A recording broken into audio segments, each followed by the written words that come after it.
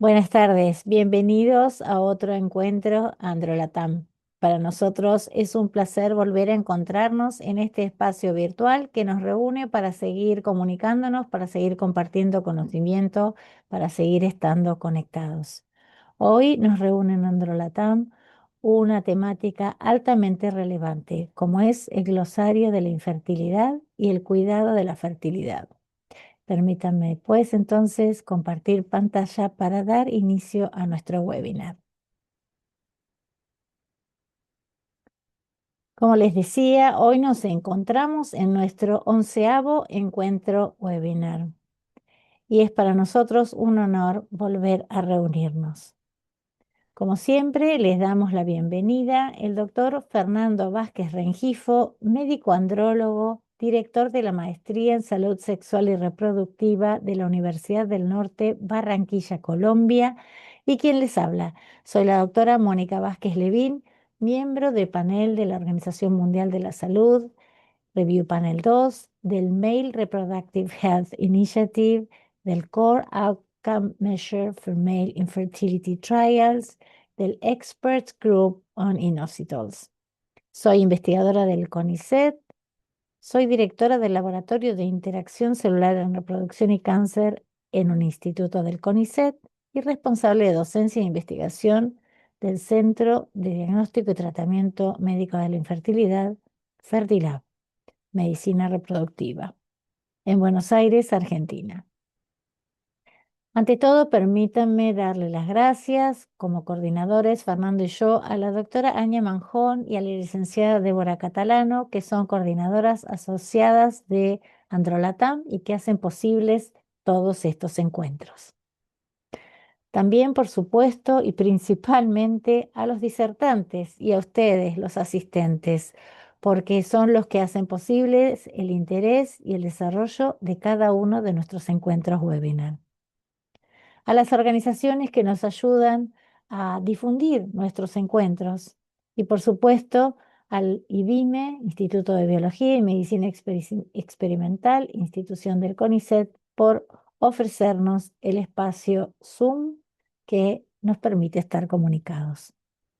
A todos, muchas gracias. Y cuando hablamos de los asistentes, hablamos en agradecimiento de todos los profesionales de diversos países de la región que hoy están con nosotros conectados y que completaron el formulario de registro de inscripción. Pero no solo los de Latinoamérica, sino que también miembros de la comunidad de andrología y de salud reproductiva masculina a nivel global, que respondieron a este encuentro, como India, Botsuana, Marruecos, Emiratos Árabes, Nigeria, Tanzania, Malasia, Afganistán, Filipinas, Estados Unidos y Gambia. A todos, muchas gracias por su interés, porque nos hacen pensar que todo este esfuerzo, que nuestro deseo de conectarnos vale la pena. For those that are not Spanish speaking people, we are generating this webinar with subtitles in English.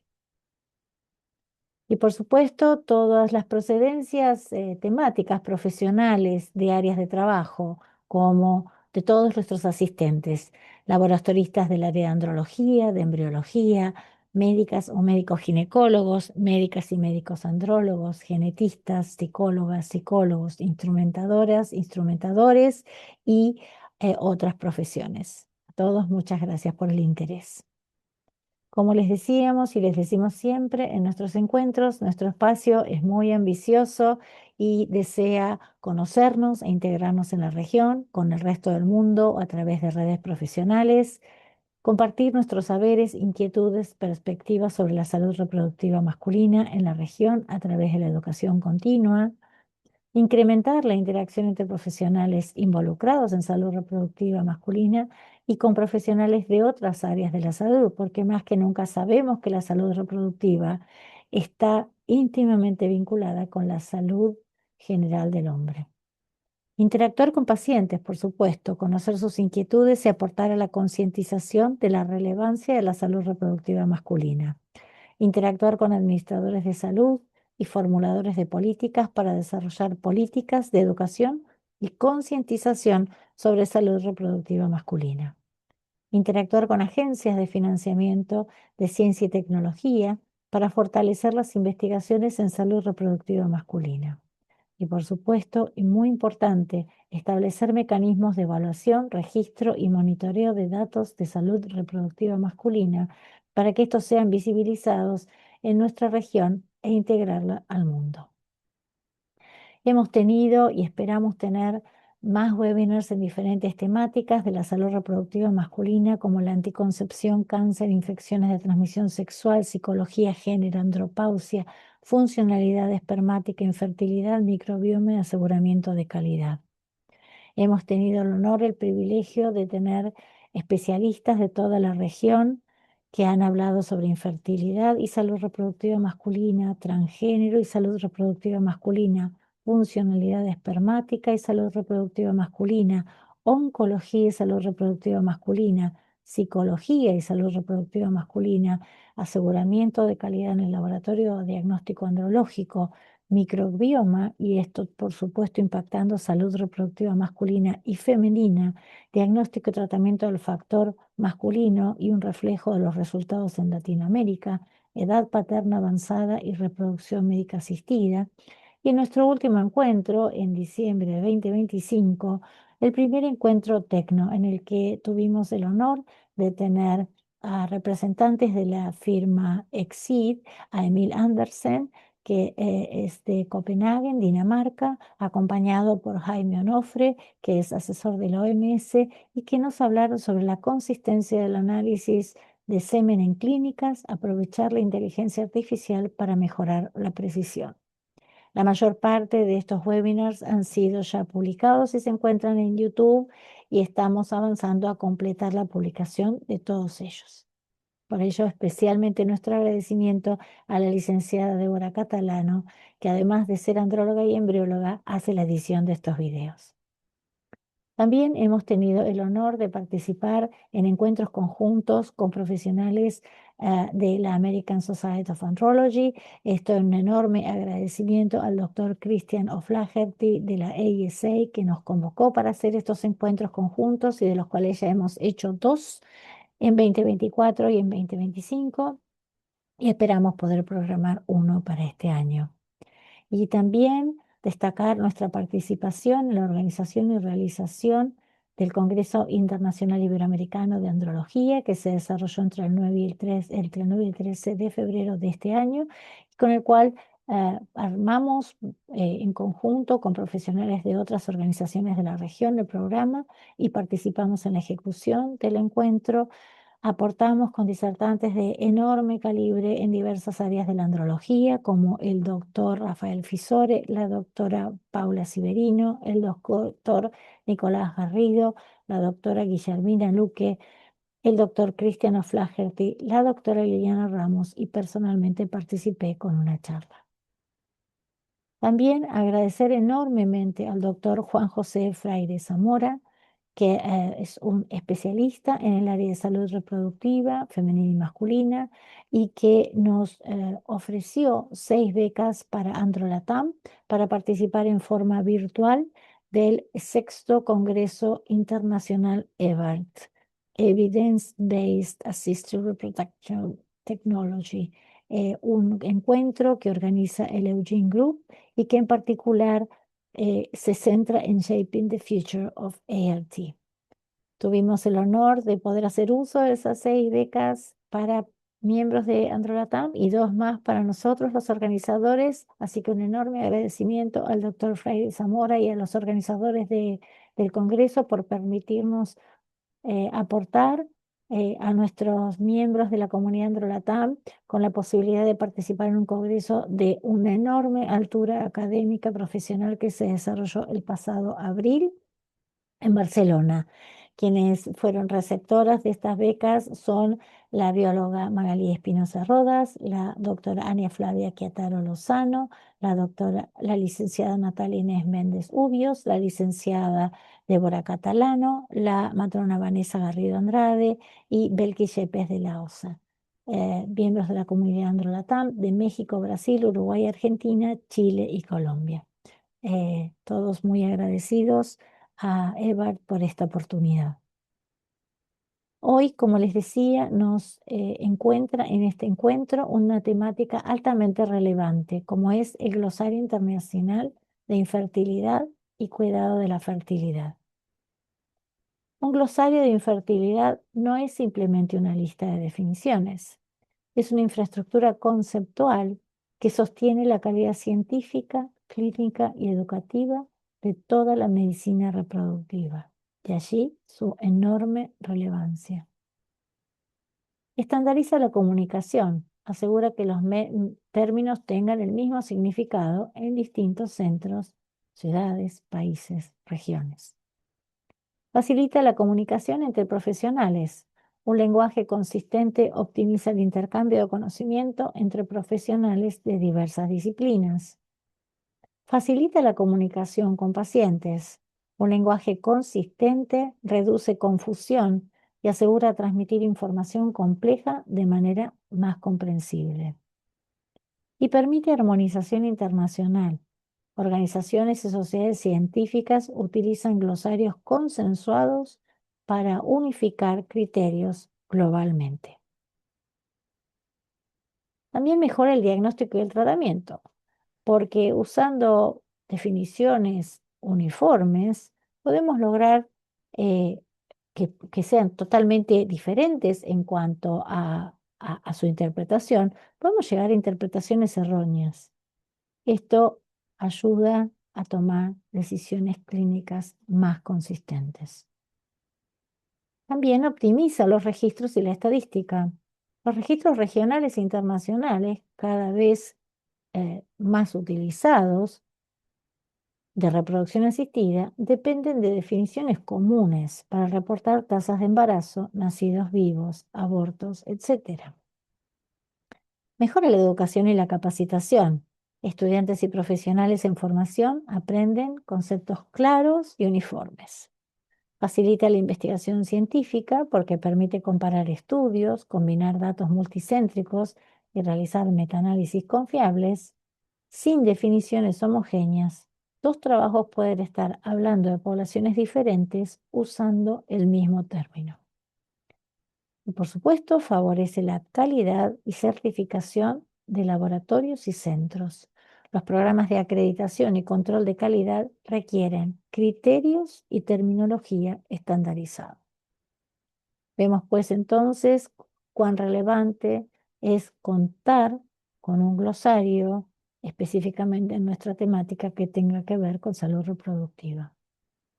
Es por eso que hoy, conjuntamente con el doctor Gustavo Martínez, hemos pensado en presentar el glosario de la infertilidad, por la relevancia que ha tenido, la relevancia que tiene el consenso en la terminología usada en la disciplina, con la idea de presentar nuevos términos y algunas modificaciones al glosario en su versión anterior, publicada en el año 2017. La generación de un glosario tiene ya una enorme trayectoria y comienza en el año 2006 con una publicación del International Committee Monitoring Assisted Reproductive Technologies, el ICMAR, y que presenta el primer glosario en terminología de reproducción asistida y que está encabezado por el doctor Fernando Seger Hochschild y muchos relevantes referentes de las disciplinas que se reúnen para generar este primer glosario. Los resultados de este glosario, que corresponden a la emisión de 53 términos, fueron publicados simultáneamente en las revistas Fertility and Sterility y Human Reproduction. El segundo glosario es publicado en el año 2009, nuevamente en ambas revistas, Fertility and Sterility y Human Reproduction. Este glosario es el resultado de la generación e intercambio de conocimiento de 72 médicos, científicos básicos, epidemiólogos y científicos sociales que se reunieron en Ginebra en diciembre de 2028. Armaron varios grupos, 3 grupos, que trataron temáticas de afecciones y procedimientos clínicos, procedimientos de laboratorio y medidas de resultados. Cada grupo revisó el glosario ICMAR existente del que hablábamos recién, formuló recomendaciones para su revisión e introdujo nuevos términos para su posible ampliación. De allí surgieron finalmente un total de 87 términos con definiciones de numerosos procedimientos clínicos y de laboratorios. Especialmente hincapié se dio en la descripción de indicadores de resultados, como por ejemplo tasas de parto acumuladas y otros marcadores de seguridad y eficacia en la reproducción asistida.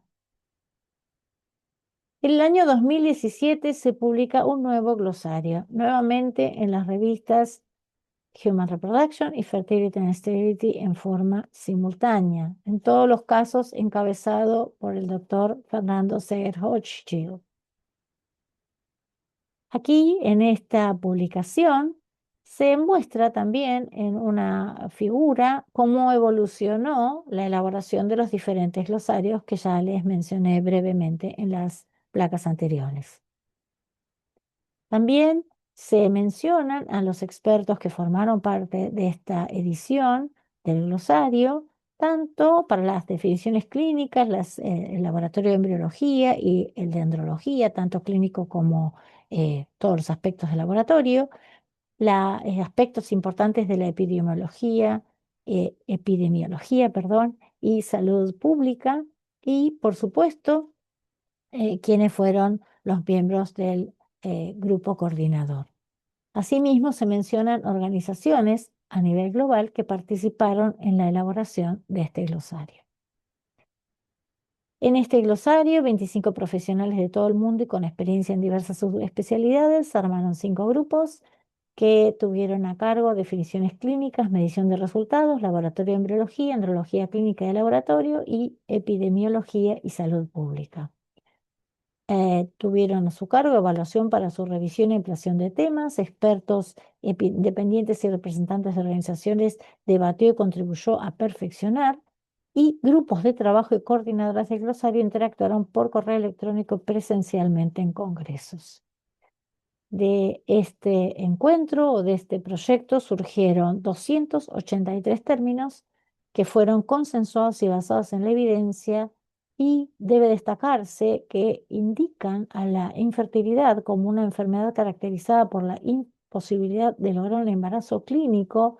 Además, la imposibilidad de concebir no siempre se debe a una enfermedad, introduciendo así el concepto de deterioro funcional que puede derivar en una discapacidad.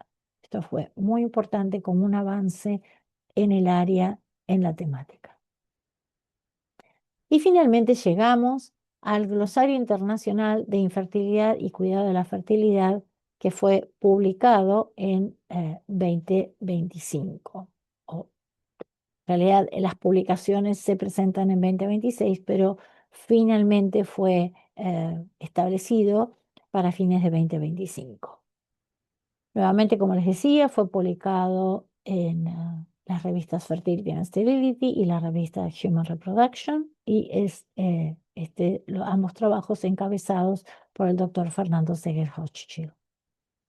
En este caso, 21 profesionales de todo el mundo y con experiencia en diversas subespecialidades conformaron 5 grupos que evaluaron definiciones clínicas, medidas de resultados, embriología, andrología clínica de laboratorio, epidemiología y salud pública, y se agregan, y muy importantemente, definiciones relacionadas con el género.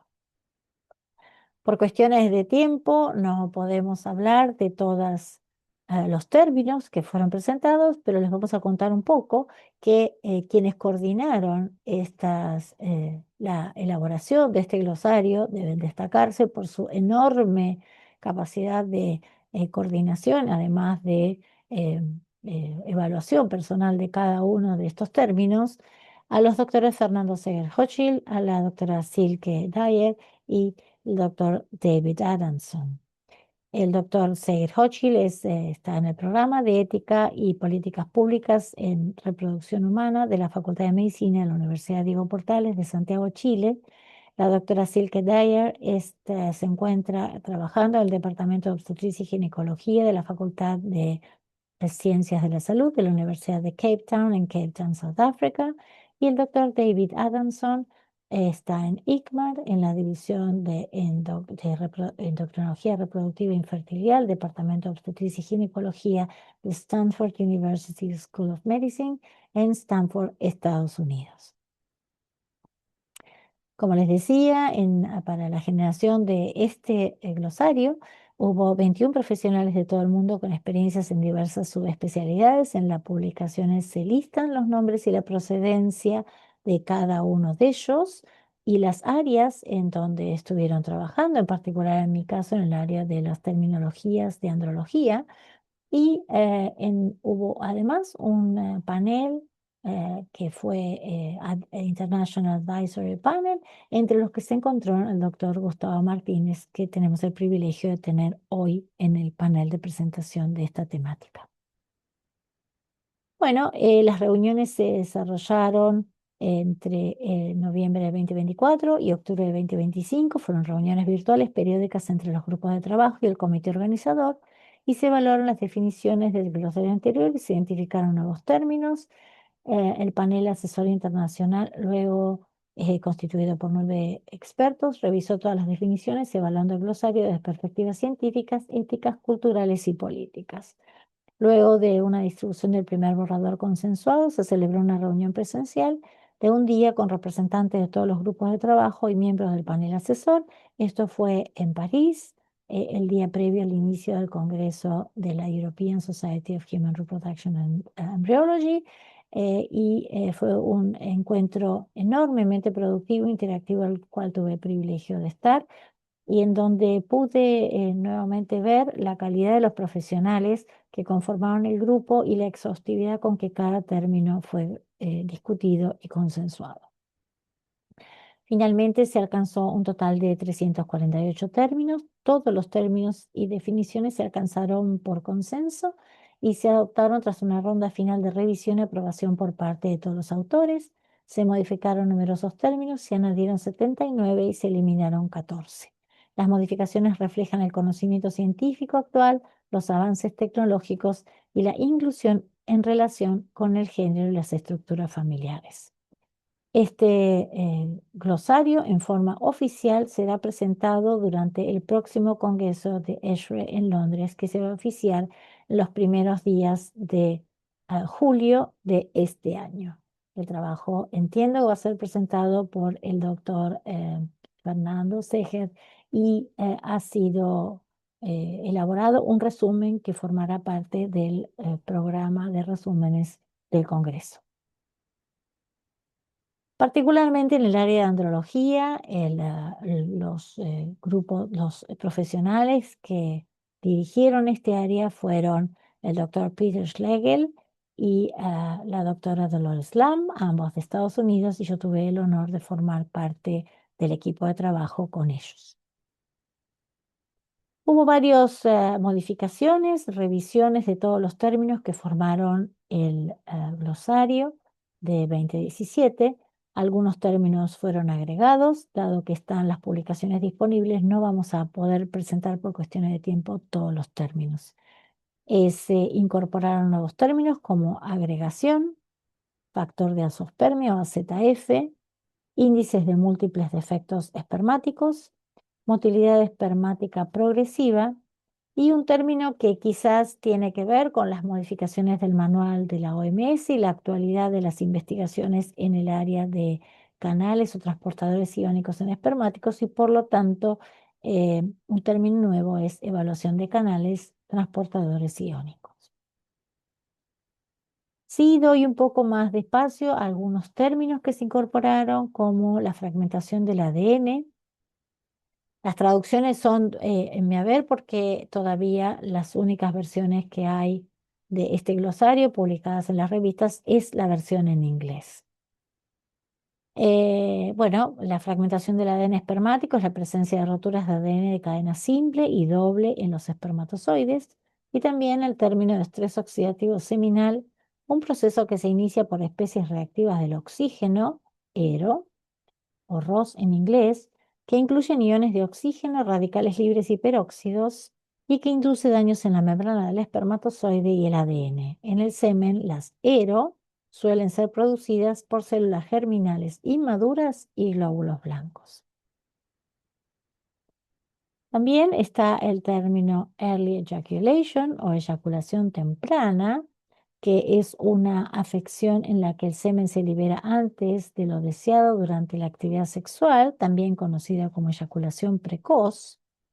El síndrome de Kallmann, una afección generalmente de origen genético caracterizada por la presencia de hipogonadismo hipogonadotrófico asociado a defectos de la línea media como anosmia, paladar hendido o labio hendido. Y el síndrome de Klinefelter, que es una afección masculina causada por la presencia de uno o más cromosomas X adicionales, generalmente 47XXY, asociada a un desarrollo de función testicular deficientes, que también pueden estar asociadas a otras anomalías sistémicas. El hipogonadismo está presente en la mayoría de los varones afectados. Interesante que otro de los términos incorporados es la separación de espermatozoides activada magnéticamente, un término que trajo mucha discusión para poder ajustar a la definición del mismo, y que fue definido como una técnica que utiliza un campo magnético para separar los espermatozoides marcados con marcadores de superficie específicos de los que no están marcados. Esta técnica puede utilizarse por diversas razones, por ejemplo, para separar los espermatozoides no apoptóticos de los apoptóticos.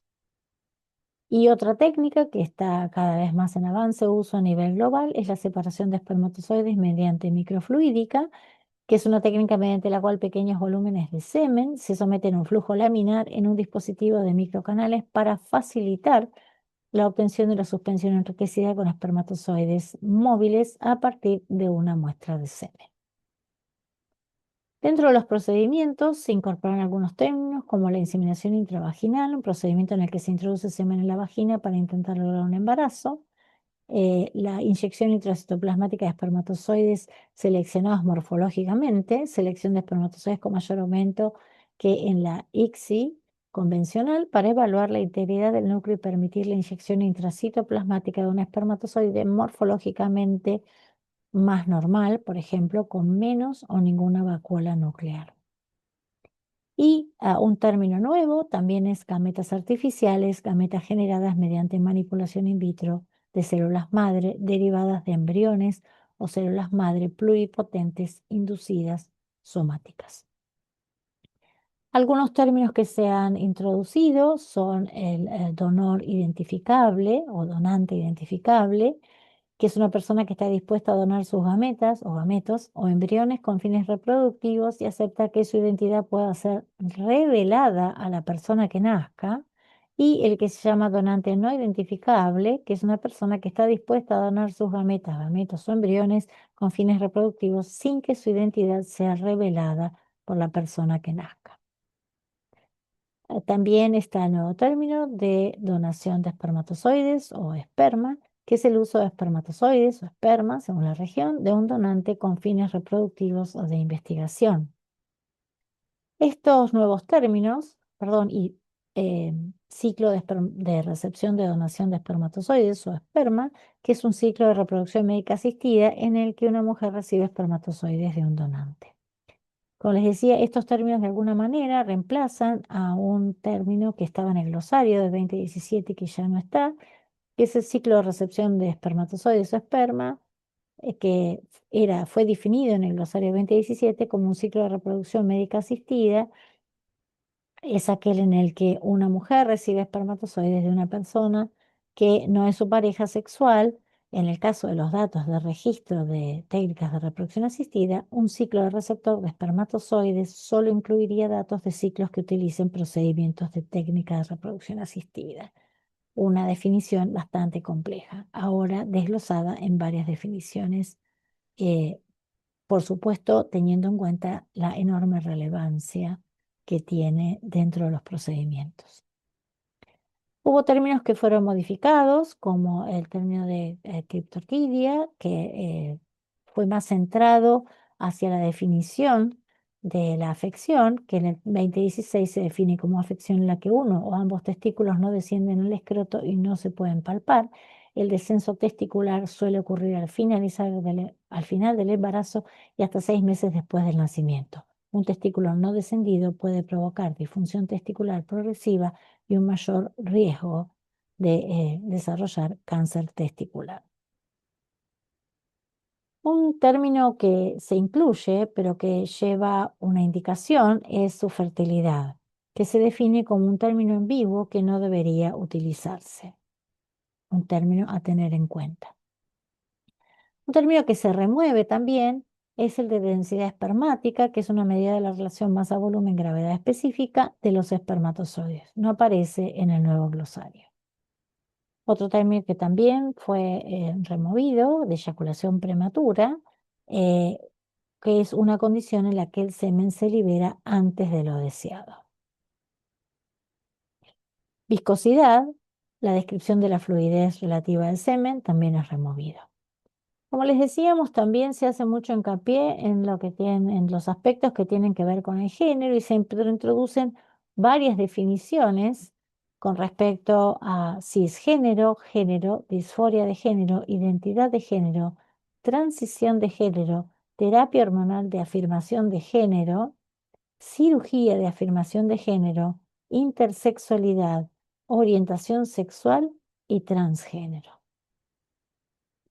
También aspectos que tienen que ver con los abordajes genéticos que hoy realizamos en todas las áreas de la reproducción médica asistida, como son las detecciones de polimorfismos de un solo nucleótido o SNP, la variación en el número de copias o copy number variation, aneuploidías segmentarias, enfermedad poligénica, edición del genoma, secuenciación de próxima generación, todos los que son los PGT, PGT-A, como diagrama genético preimplantacional para neuploidía, para arreglos cromosómicos estructurales, LSR, para la estimación del riesgo de enfermedad poligénica, P, y para el macheo de HLA, PGT-HLA.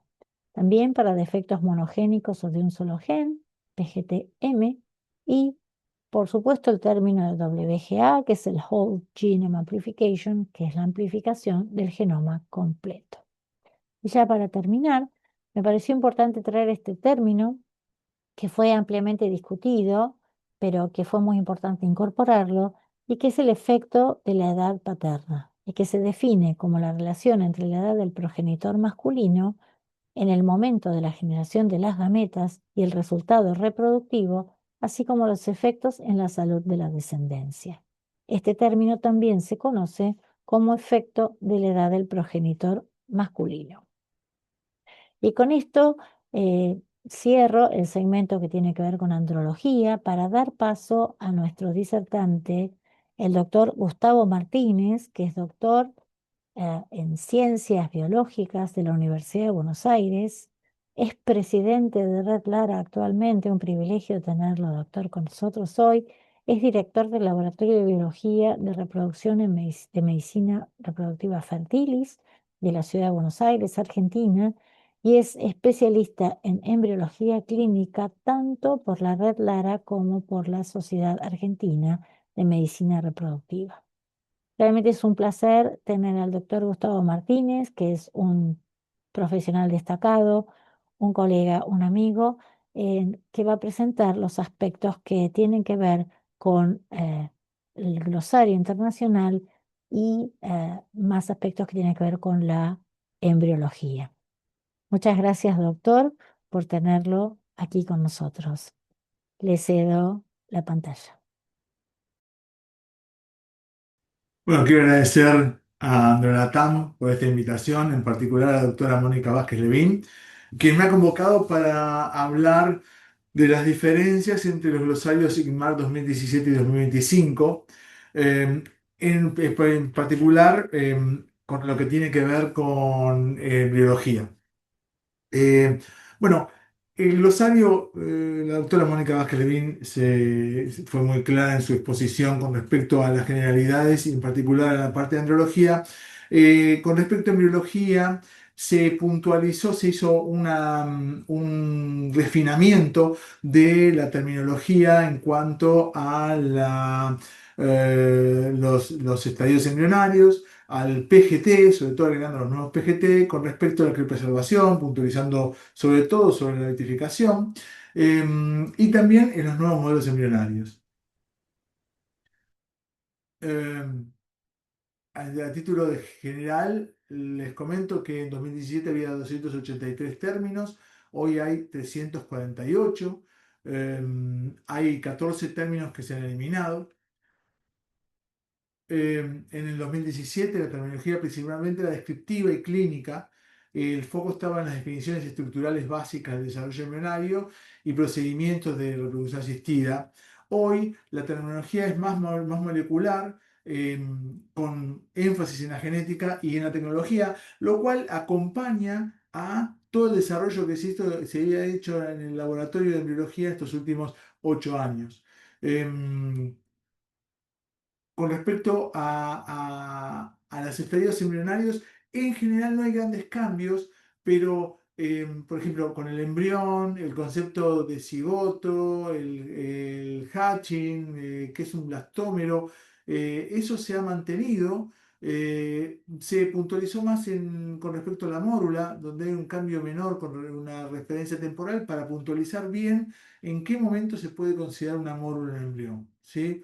Em, con respecto al blastocisto, se reconoce explícitamente el inicio de la blastulación entre días 5 y 6, con posibilidad de un retraso hasta día 7. Con respecto a la expansión del blastocisto, se agregó este término. Se define como un aumento en el volumen por acumulación de líquido en el blastocele y adelgazamiento de la zona pelúcida. Esto no estaba en el glosario de 2017. Con respecto a blastulación, es un término que se introduce y se determina como la formación del blastocele. Esto tampoco estaba. Y lo que les comenté en la diapositiva anterior mantiene el concepto de mórula, pero se hace una referencia temporal más precisa para cuándo podemos considerar que un embrión es mórula. Eh, con respecto al PGT, en 2017 ya se incluía el PGT para neoploidías, el PGT para monosomías y el PGT para arreglos estructurales.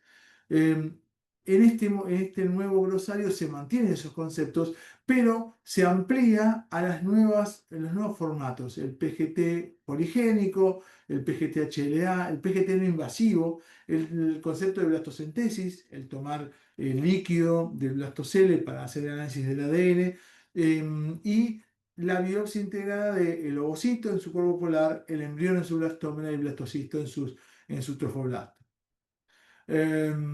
Se hizo más preciso, más amplio y más precisa la definición de mosaicismo.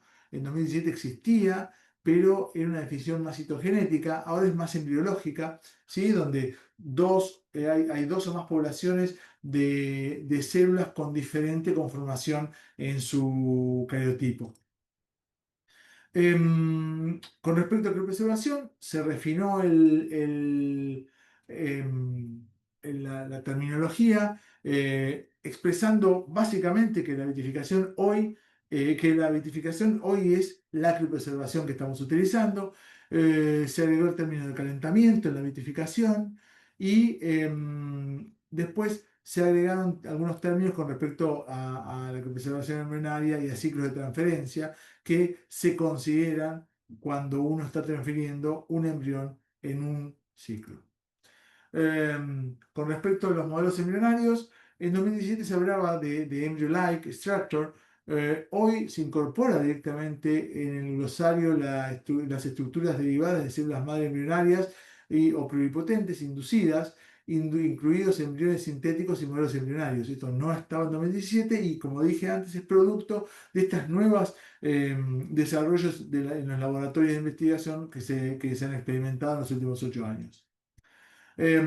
A modo de síntesis, con respecto al término blastocisto, Hoy el cambio principal es que se ha modificado y es más preciso, se reconoce hasta día 7 y mejora la descripción morfológica.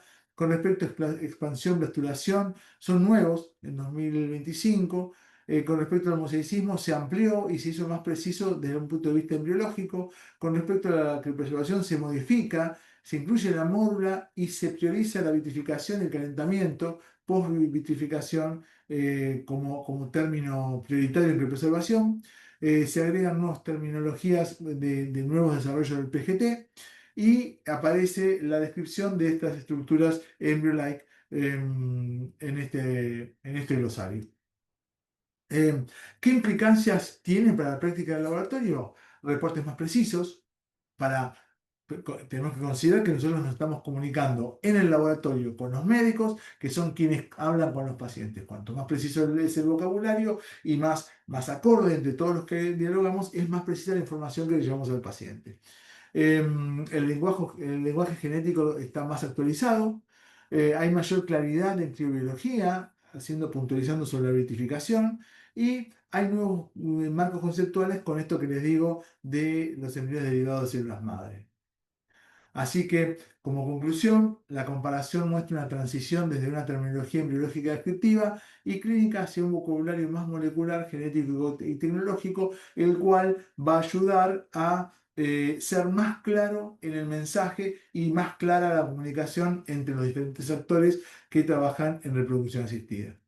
Muchísimas gracias, muchas gracias a todos y espero verlos en futuros presentaciones.